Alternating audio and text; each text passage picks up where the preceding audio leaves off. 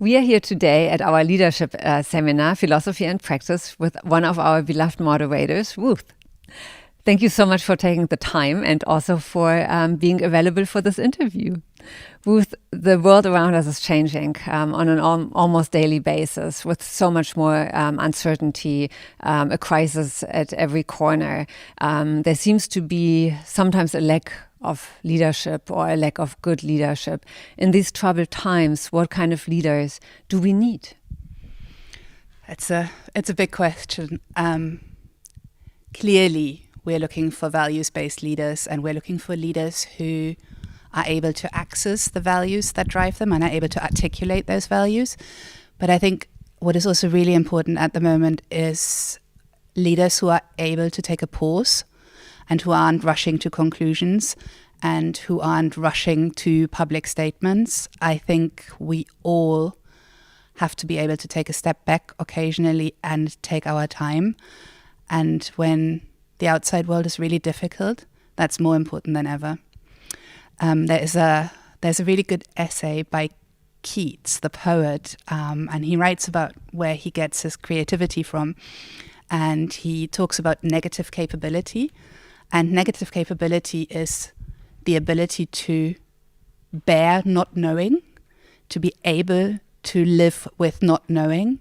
And I actually think a lot of leaders need to hone their ability for negative capability. So need to be able to actually bear the fact that sometimes we can't know.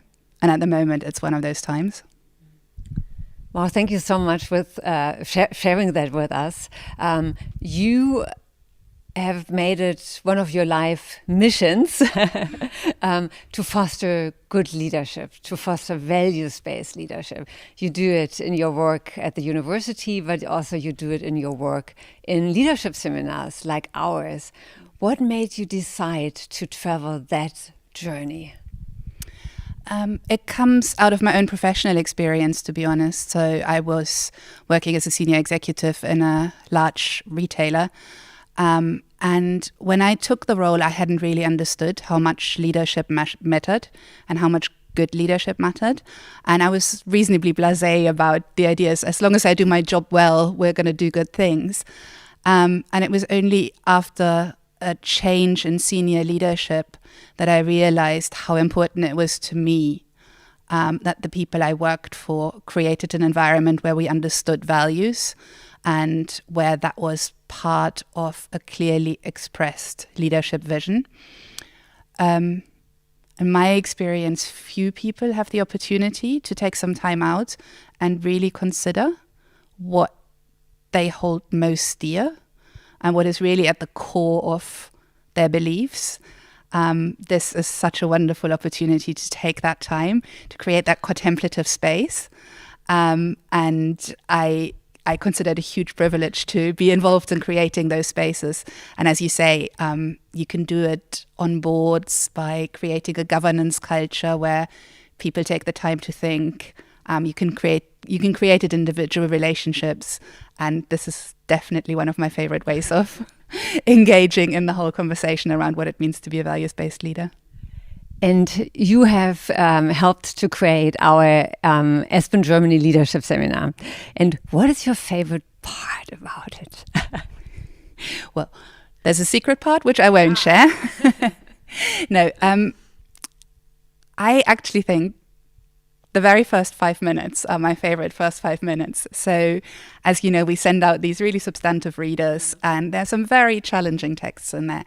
And I think a lot of the participants sort of think we're not really going to go there. And then in the first 5 minutes, when everybody's sitting down and we've set out the rules of the road and we've given a little bit of context, one of us will go, so what does Aristotle think about happiness?